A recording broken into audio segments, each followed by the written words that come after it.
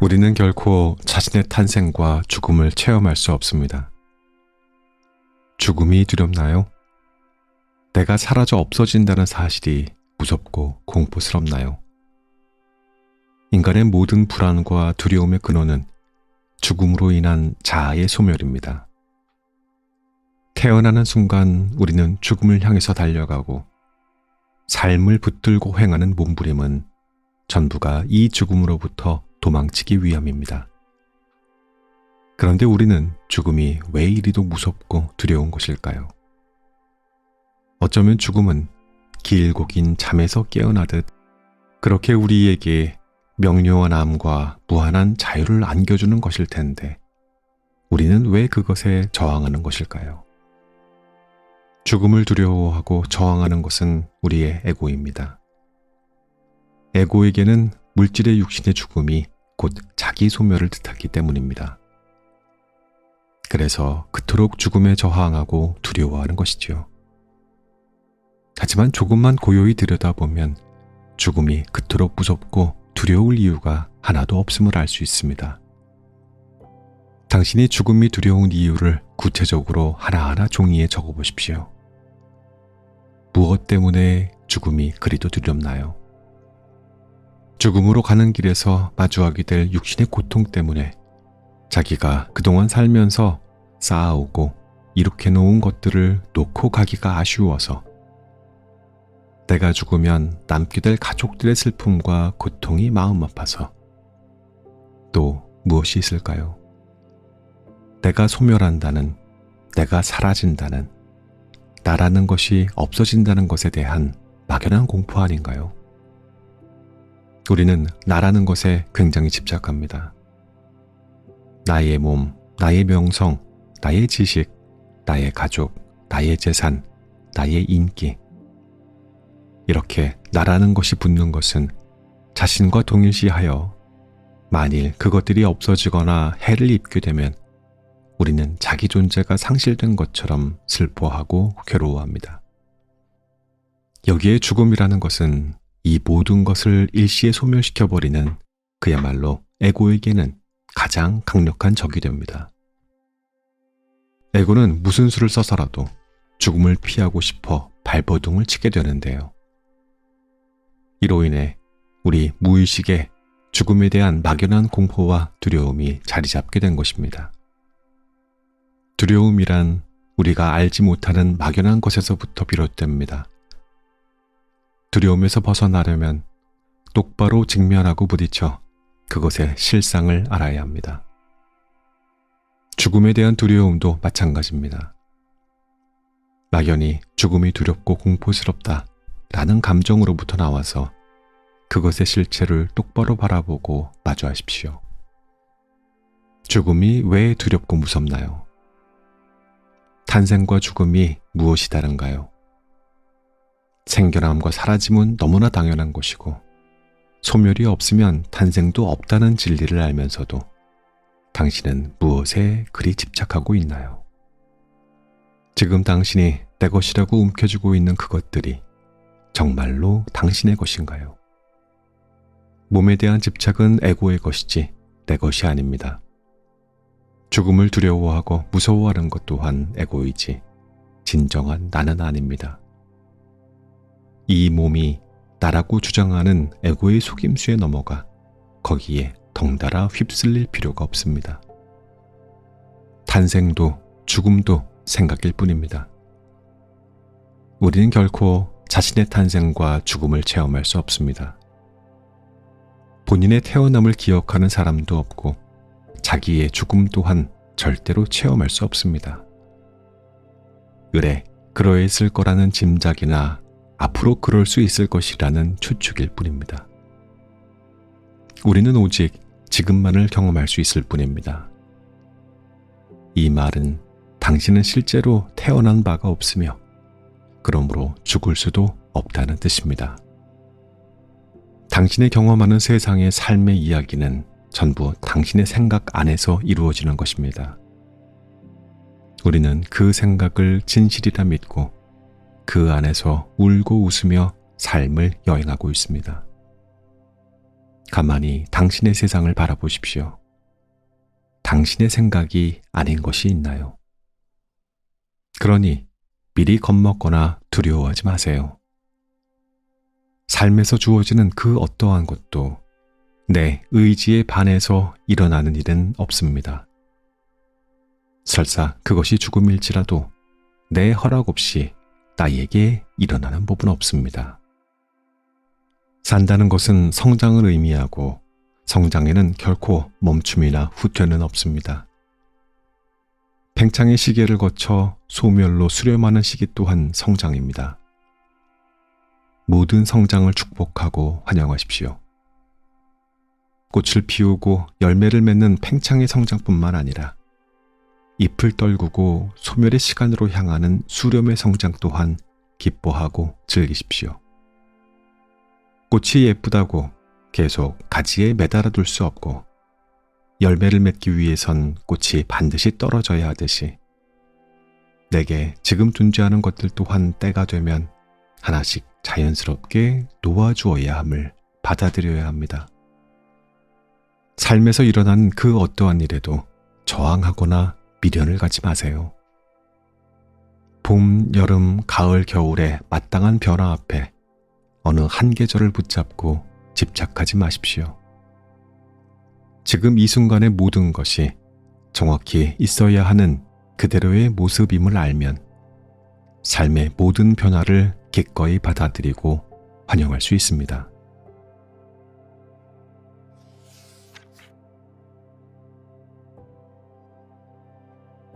당신이 그 어떤 모습으로 존재하든 그대로가 진실입니다.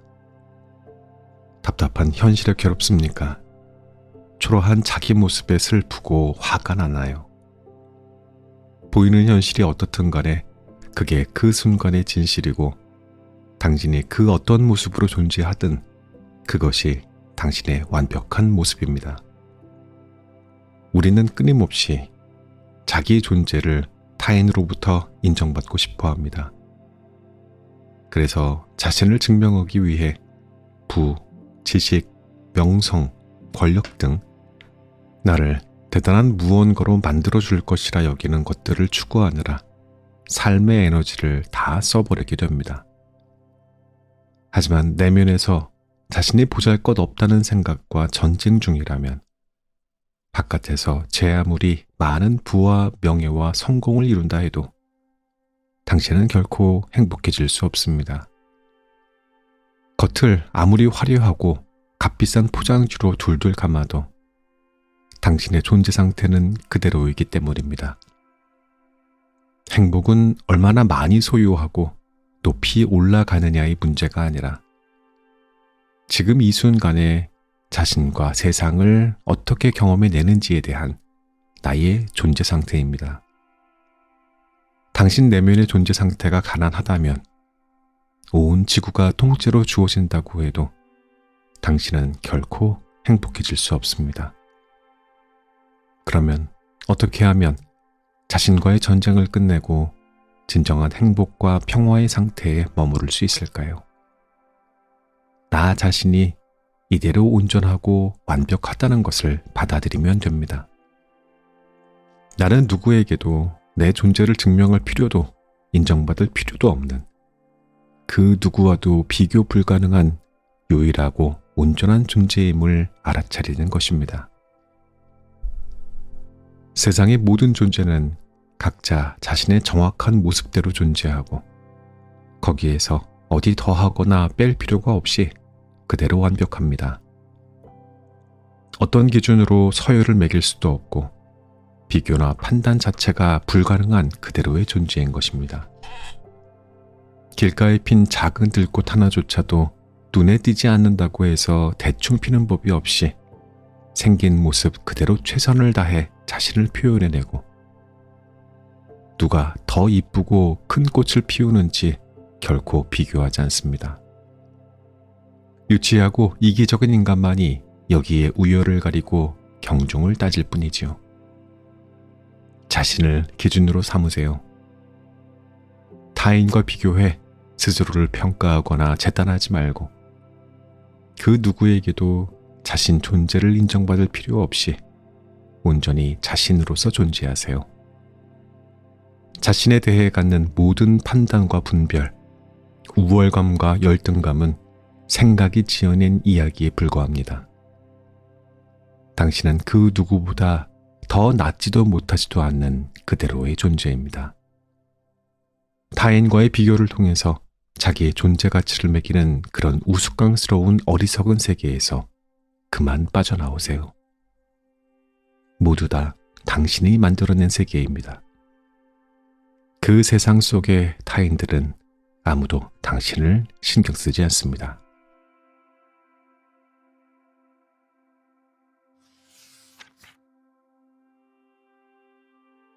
당신은 지금 역할 놀이를 하고 있습니다.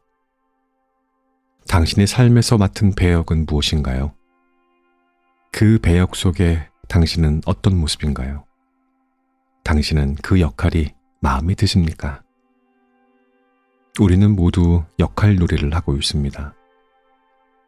세상과 분리되었다는 착각에서 나온 몸이라는 도구를 통해서 삶이라는 무대에서 여러 역할을 경험하는 중입니다.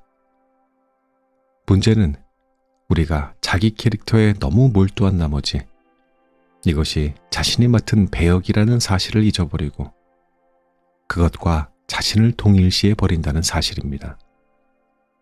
더구나 그 역할이 크고 중요할수록 우리는 그 배역에 깊이 빠져들게 되고 자기 존재가 더 크고 대단해진 것처럼 착각하게 됩니다. 이것은 오히려 진정한 자신을 볼 수 있는 기회를 차단하며 남들이 정한 내 모습을 나라고 믿으며 그 역할에 몰입하게 만듭니다. 그렇게 배역과 자신을 동일시해버린 우리는 본래 자기 모습을 잊어버린 채 그 안에서 갇혀서 에고의 지배를 받게 되는데요. 나라는 개체성을 전부라고 여기는 에고는 어떻게든 나와 세상과 타인 사이에 경계를 확실히 짓고 싶어 합니다.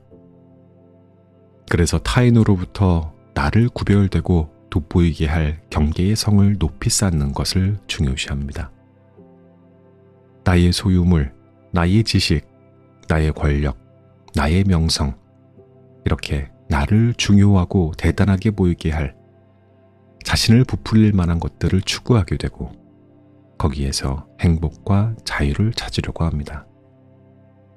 하지만 에고가 추구하는 것은 그 어떤 것도 우리에게 온전한 행복과 자유를 줄 수가 없습니다. 애초에 나라는 개별성 자체가 환상이고 거기에 그 무엇을 가져다 붙여도 결국은 전부 진짜가 아닌 허상이기 때문입니다. 우리는 그 허상에 울고 웃고 슬퍼하고 기뻐하는 것입니다. 진정한 내가 누구인지도 모른 채 타인과 에고가 규정한 내 모습을 전부라고 알고 평생을 그 역할을 연기하다가 죽는 것은 얼마나 허망한 일인가요?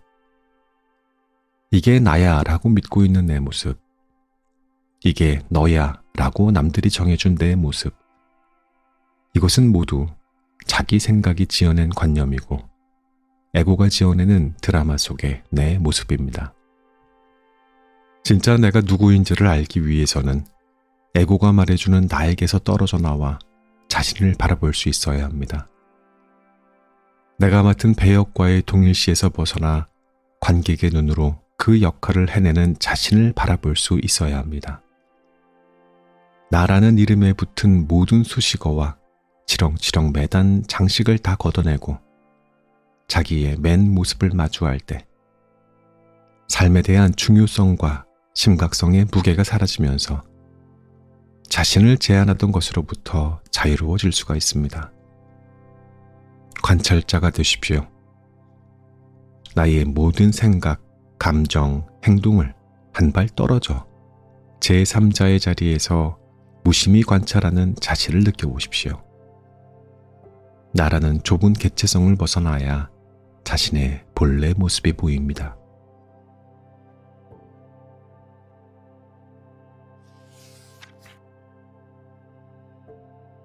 삶은 한낱 놀이일 뿐. 엄청나게 심각한 척 생사가 달린 듯 대단한 척, 이거 다니면 안 될 것처럼 구는 그 모든 것이 한낱 놀이임을 알아차리십시오. 삶은 놀이입니다.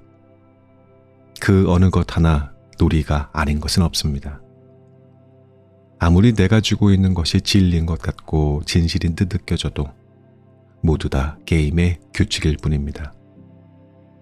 삶은 이 순간에 내가 이 놀이를 얼마나 잘 즐기느냐의 문제이지, 손익을 따져 많이 쌓고 얼마만큼 높이 오르고 이루느냐의 문제가 아닙니다.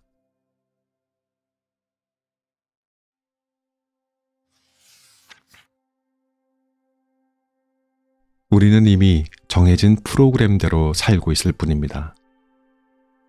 당신은 자유의지대로 살고 있나요? 자신이 독립된 의지를 가진 존재라고 생각하십니까? 우리는 수많은 선택을 자기의 의지대로 결정하고 행동한다고 생각합니다. 하지만 자세히 살펴보면 대부분의 결정이 이미 과거에 했던 방식대로 무의식적으로 이루어짐을 알 수 있습니다. 이미 정해진 프로그램대로 행동하면서 사람들은 자기 의지대로 선택했다고 착각을 하는 것이죠. 이 사실에 동의하지 못하겠다면 당신이 오늘 하루를 어떻게 살았나 하나하나 살펴보세요. 어제를 반복해서 살고 있지 않나요? 항상 하던 방식대로 일을 처리하고 의뢰에 가던 길과 장소를 다니며 매번 만나는 사람과 마주치며 과거에 가지고 있던 이미지대로 그 사람을 바라보고 일어나는 상황에 전과 같은 해석과 반응을 보이지 않았나요? 우리는 현재를 온전히 깨어서 살지 못하고 과거에 조건 지어진 습관대로 생각하고 반응하고 행동합니다. 그래서 늘 같은 문제를 되풀이하게 되는 것이고 닫힌 쳇바퀴의 고리 속에서 벗어나지 못하고 있는 것입니다. 우리는 자유의지대로 사는 것이 아니라 이미 정해진 프로그램대로 사는 것입니다. 그러면 어떻게 하면 이 프로그램에서 자유로워질 수 있을까요? 자신이 프로그램대로 생각하고 말하고 행동하고 있다는 것을 알아차려야 합니다. 그리고 깨어서 의식적으로 선택하는 것입니다. 우주는 최소의 에너지로 최대의 효율을 내는 것을 좋아하므로 우리의 선택과 행동 또한 늘 하던 대로 관성의 법칙을 따라 움직이게 되어 있습니다. 이것이 잘못된 것은 아닙니다. 하지만 자신이 정말로 끊어내고 싶은 삶에 닫힌 고리가 있다면 늘 하던 대로 하는 방식으로는 절대로 그 고리를 벗어날 수가 없습니다. 특정한 상황에 자동으로 일어나는 생각과 감정을 먼저 알아차리고 늘 행하던 방식을 벗어나 다른 선택을 해야 합니다.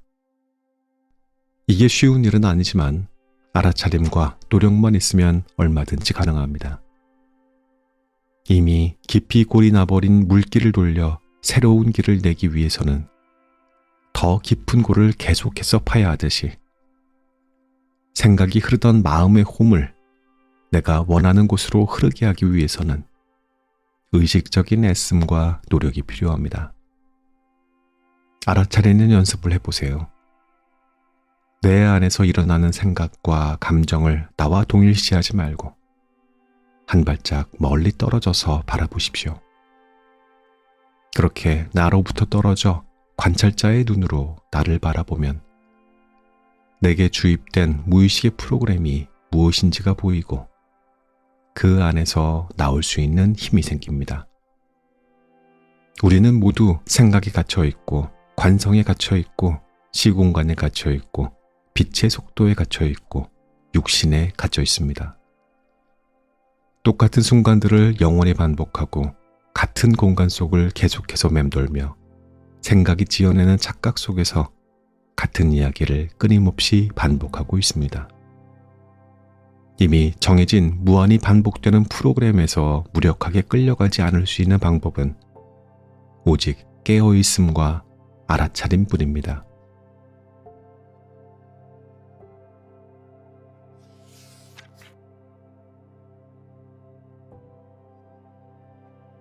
삶에서 내게 필요하지 않은 순간은 단 한순간도 없습니다. 당신, 지금 추락하고 있다고 느끼나요? 절망과 불안으로 단 한 발짝도 앞으로 나아갈 수가 없나요? 너무 두려워하지 말고 정면으로 통과하십시오. 한 걸음 한 걸음 바로 앞에 놓인 지금만을 밟아가십시오. 당신은 그 어떠한 순간에도 절대적으로 안전합니다. 살다 보면 한껏 위로 올라가는 시기도 있고 아래로 추락하는 시기도 있습니다. 우주는 에너지 파동으로 이루어져 있기에 올라갔다 내려가고 붙었다 떨어지고 차올랐다가 다시 비워지는 것은 너무나 당연한 이치입니다. 하지만 인간의 마음은 언제나 위로 오르려고만 하고 걸림없이 앞으로 나아가기만을 원합니다. 내려가야 그 반동으로 더 높이 오를 수 있으며 뒤로 잡아당기는 힘이 있어야 더 멀리 날아갈 수 있다는 사실을 자기 삶에는 적용하고 싶어 하지 않습니다. 삶의 모든 순간은 그 자체로 꼭 있어야 하는 순간입니다. 내려가면 반드시 올라오는 순간이 있고 비워지면 이내 곧 채워지기 마련이며 어둠을 경험해야 빛을 알 수 있기에 그 어떤 순간이 더 낫다고 말할 수가 없습니다. 이것이 있어야 저것이 있을 수 있는 우리가 사는 이원성의 세상에서는 존재하는 그 모든 것이 그 자체로 꼭 있어야 하는 것입니다. 그러니 자신이 추락한다고 여겨질 때, 끝이 보이지 않는 어둠 속에 있다고 느껴질 땐 그 상황에 저항하거나 분노하지 말고 삶의 흐름에 내맡기고 고요히 기다리는 것이 좋습니다. 삶을 조종하고 통제하고자 하는 애씀과 노력을 내려놓고 내 의지가 아닌 더 큰 지혜에 내맡기는 것입니다. 내가 행한다는 생각 없이 모든 일들이 일어나도록 허용하십시오. 그러면 개인적인 욕심으로 상황을 끌고 가려고 에고가 물러나면서 신 또는 더 큰 자아가 작동하게 되어 완벽한 조화와 질서에 의해 일이 이루어지게 됩니다. 실은 큰 그림에서 보자면 아래로 내려가는 것과 위로 올라가는 것은 하나도 다르지 않습니다. 오직 우리의 생각만이 좋고 나쁨을 만들 뿐입니다. 내가 좋다, 싫다 분별하지만 않는다면 지금 이 순간은 아무 문제 없는 이대로입니다. 삶에서 나에게 필요하지 않은 순간은 단 한순간도 없습니다.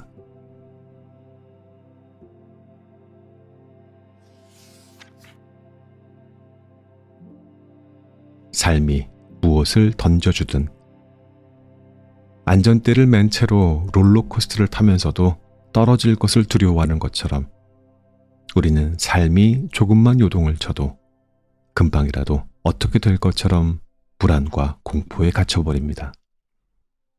하지만 현실이 아무리 큰 파도를 탄다고 해도 우리는 그 어떠한 경우에도 다치거나 훼손될 수가 없습니다. 본래 이 세상은 절대적으로 안전하기 때문입니다. 모든 공포와 두려움은 마음이 지어내는 것입니다. 그러니 삶이 무엇을 던져주든 정면으로 통과하십시오. 억겁의 시간처럼 느껴지는 고통의 순간도 결국은 끝이 있음을 알고 용감하게 한 발 한 발 나아가세요.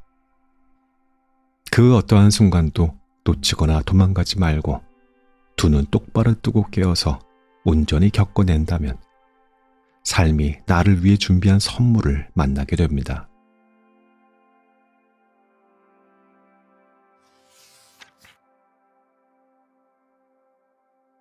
내 바깥에 따로 존재하는 전지전능한 신이란 없습니다.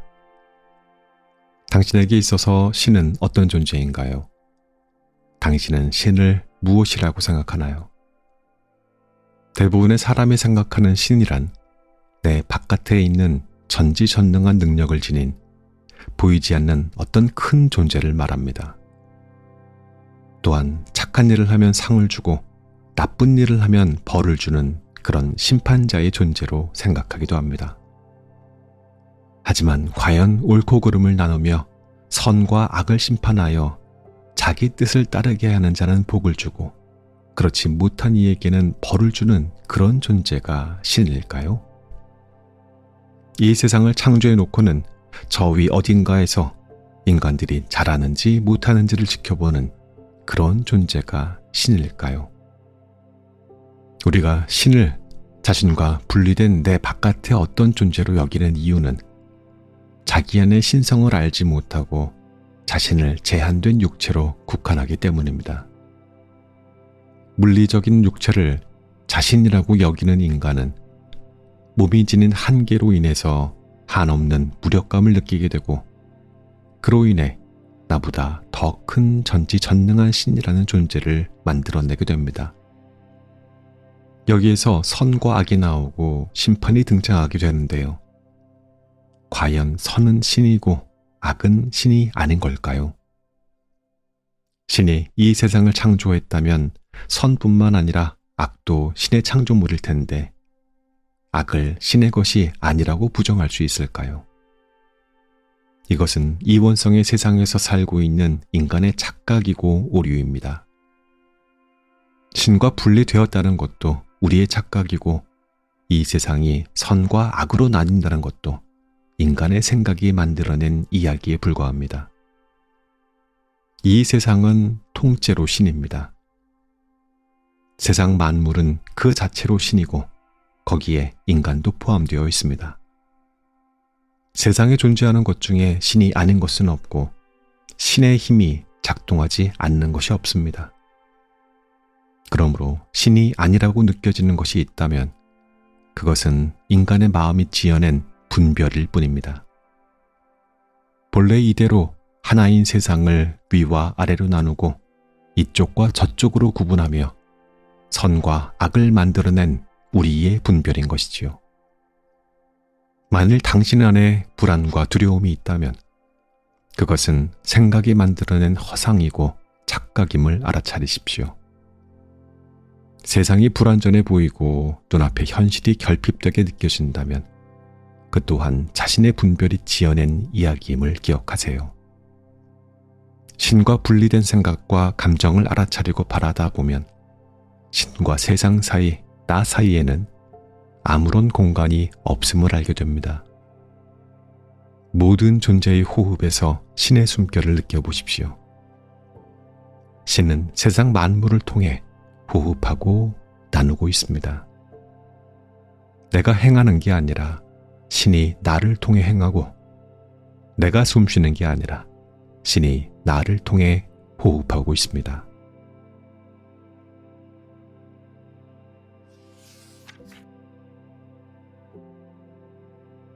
초라하고 나약한 당신을 구원해 줄 그 누군가는 없습니다.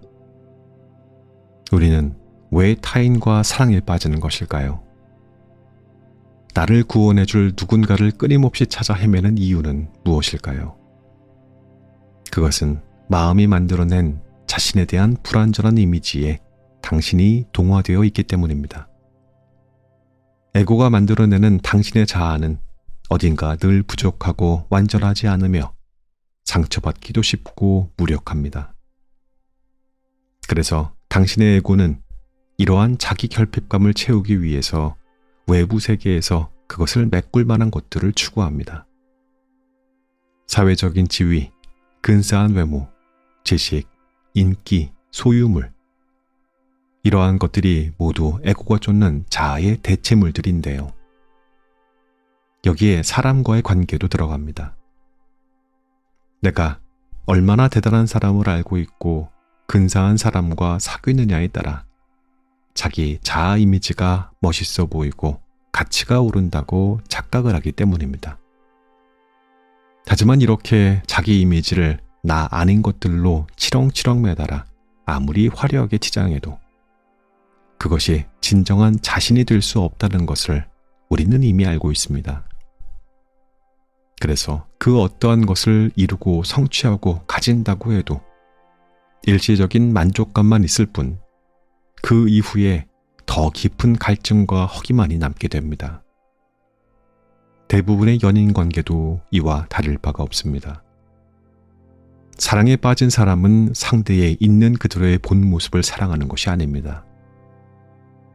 결핍투성이에 나약하고 초라한 자신을 구원해줄 구세주의 모습을 상대방에게 몽땅 투사해낸 그 이미지를 사랑하는 것입니다. 그러다가 자신이 투사하고 기대한 모습에서 상대방이 어긋나는 순간 당신은 엄청난 배신감과 고통에 빠집니다. 그것은 상대가 당신을 배신하고 고통스럽게 만든 것이 아니라 당신이 스스로 지어낸 환영에 빠졌다가 깨어나는 것일 뿐입니다. 이렇듯 외부의 무엇인가에 의존해서 자신의 결핍과 고통에서 벗어나려는 시도는 언제나 실패하게 되어 있습니다. 그러면 어떻게 해야 이 어리석은 패턴의 고리에서 벗어날 수 있을까요? 나를 진정으로 구원할 수 있는 것은 내 바깥에 있는 것이 아니라 자기 안에 있음을 알아야 합니다. 아니, 애초에 나는 그 무엇으로부터도 구원받을 필요가 없는 완벽하고 온전한 존재임을 깨닫는 데 있습니다. 끊임없이 판단하고 분별하는 마음과 동일시된 우리는 세상과 타인뿐만 아니라 자신에 대해서도 엄청난 착각을 하고 있습니다. 이야기가 있어야만 존재할 수 있는 마음은 늘 갈등과 고통을 필요로 하고 지금 이대로의 아무 문제 없는 현실을 견디지 못합니다.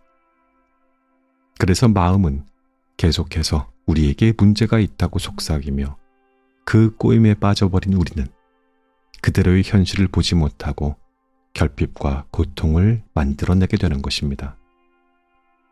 우선 판단을 중지하는 연습을 해보세요. 좋다, 싫다, 옳다, 그르다 분별하지 말고 있는 그대로를 바라보고 받아들이는 연습을 해보십시오. 자신에 대해서뿐만 아니라 타인에 대해서도 이렇다, 저렇다 비판하거나 평가하지 말고 그 모습 그대로를 인정하고 받아들이세요. 그렇게 판단 분별하지 않고 나와 세상과 타인을 바라보면 지금 이대로 아무런 문제가 없음을 알게 됩니다.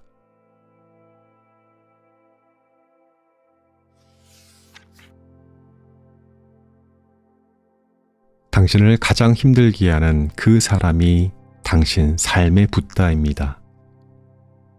도저히 견딜 수 없는 사람, 누구나 한 명쯤은 있지요. 그 사람을 한번 머릿속에 떠올려 보십시오. 누가 떠오르나요? 그 사람의 무엇이 그토록 당신을 견딜 수 없게 만드나요? 우리는 타인에 대해 일어나는 감정을 자세히 들여다보고 알아차리는 대신에 그 불편한 감정과 타인을 하나로 묶어서 나에게서 분리해 멀리 떼어놓고 싶어 합니다. 마치 나와는 별개인 양, 이 감정에 대한 원인은 그에게 있으며 그 사람만 내 삶에서 없어진다면 나는 다시 평화를 찾을 수 있을 거라는 착각을 합니다. 하지만 그거 아세요? 당신이 꼬집고 싶고 비난하고 싶고 밀쳐내고 싶은 타인의 모습은 당신을 정확히 비추는 거울입니다. 삶에서 없어져 버렸으면 하는 그 사람이 사라진다고 해도 그가 투사해낸 당신의 모습은 사라지지 않고 계속 다른 거울로 당신을 비추어낼 것입니다. 그때는 더 날카로운 강도로 적나라하게 당신을 보여줍니다. 별로 동의가 안 되나요? 나는 저 인간과 다르다고 주장하고 싶나요? 하지만 우리가 어떤 이에 대해서 저런 사람이구나 판단을 내리는 순간 그 사람의 모습은 언제나 내 것이 됩니다. 타인을 향한 판단 분별과 그로 인해 일어나는 감정은 결국은 모두 내 안의 마음작용이고 자기 수준을 정확히 비추는 거울이 되기 때문입니다. 이것이 타인을 탓하거나 비난하는 대신에 오직 내 안을 바라봐야 하는 이유입니다.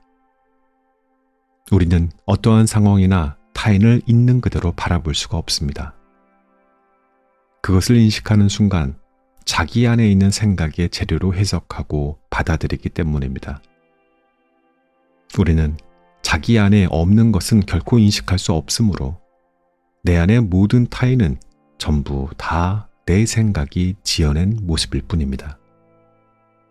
나에게 어떠한 모습으로 비추어지든 간에 내 삶에 등장했다는 이유만으로 이미 그 사람은 나를 위한 천사임이 분명합니다.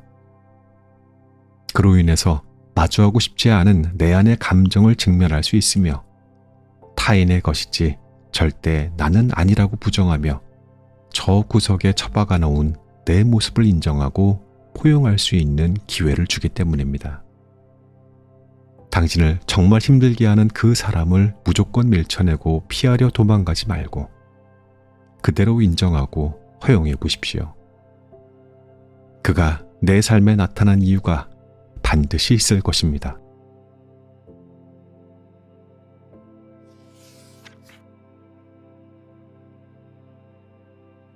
현실은 꿈과 같은 환상에 불과합니다.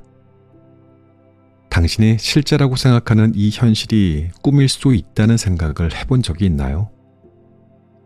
꿈속에 있을 때에는 그것이 꿈인 줄을 모르듯이 현실이라고 철석같이 믿고 있는 이 삶 또한 또 다른 차원에서 보면 꿈일 수가 있지 않을까요? 우리는 달콤한 꿈은 그것이 꿈인 줄 알게 되어도 계속 지속되기를 원하고 고통스럽고 무서운 꿈은 거기서 깨어나게 되면 다행이라고 가슴을 쓸어내립니다.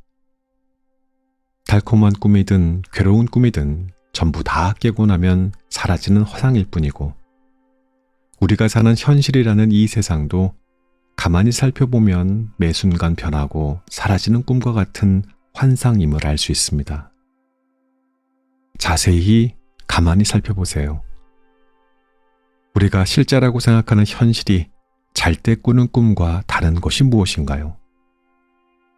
꿈보다 더 실제처럼 여겨지고 나라는 존재의 연속성이 느껴지고 좀 더 명료하고 깨어있는 느낌 이외에 무엇이 있나요? 우리가 사는 현실은 밤에 꾸는 꿈보다 좀 더 각성된 상태에서 꾸는 꿈이란 것 이외에 다를 것이 하나도 없습니다. 현실에서 이것이 진짜다, 이것이야말로 실체다라고 잡을 수 있는 것은 아무것도 없으며 모든 것은 매 순간 변하고 사라집니다. 지금이라는 것 또한 바로 과거에 사라져버리고 내가 분명 경험했다고 생각하는 과거 또한 내 기억 속에서만 존재하는 환영일 뿐입니다. 그야말로 기억은 기억일 뿐이고 진실이 될 수 없으며 기억이라는 것은 얼마든지 생각으로 왜곡될 수 있는 환상인 것이지요. 지나가는 모든 것은 환영입니다. 우리가 사는 세상 또한 매 순간 나타났다가 사라지는 환영입니다. 변하지 않고 영원할 거라고 말할 수 있는 것이 하나도 없고 진실이라고 붙잡고 매달릴 것도 하나 없는 허상입니다. 정말 그야말로 매 순간 깜빡이는 환영인 것입니다. 물론 당신은 보이고 만져지는 물리적이고 객관적인 현실이 이렇게 존재하는데 무슨 말도 안 되는 소리를 하느냐고 반박하고 싶겠지만 과학의 발전 또한 현실 세계가 단지 우리 인식의 산물임을 알려주고 있습니다. 단단하고 고정된 것으로 여겼던 물체가 실제로는 끊임없이 진동하는 에너지 파동으로 이루어져 있고 더 나아가 이 세상 자체가 거대한 에너지의 장임이 이미 밝혀졌습니다. 애초에 아무것도 없는 텅 비어있는 것에서 우리의 지각과 인식작용으로 형상을 만들어내고 경계를 지어서 이 세상을 창조해내고 있는 것입니다.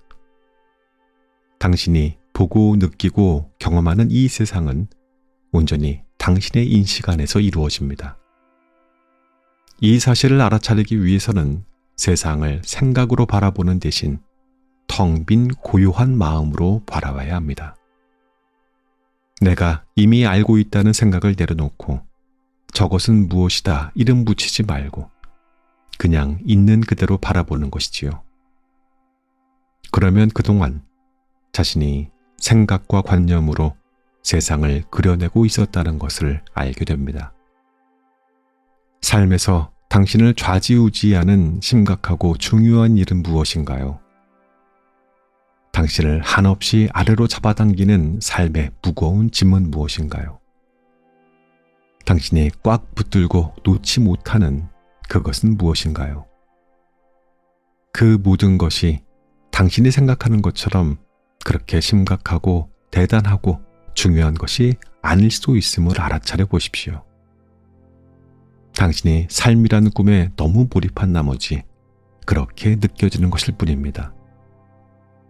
꿈속에서 일어나는 일이 아무리 심각하고 무섭고 요란해도 결국은 깨어나면 사라지는 꿈일 뿐이듯 우리 삶도 마찬가지로 아무리 중요하고 대단해 보이는 것들도 한순간 깨어나면 없어지는 허상에 불과합니다.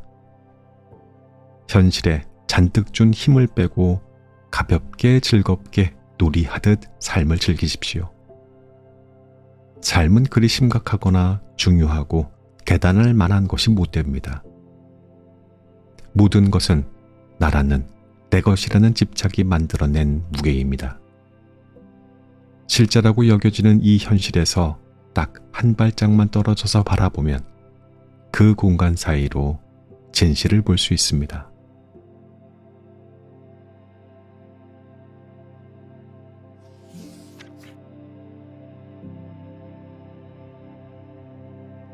지금까지 사는 것도 두렵고 죽는 것도 두려운 당신에게 라는 책의 일부를 들려드렸습니다.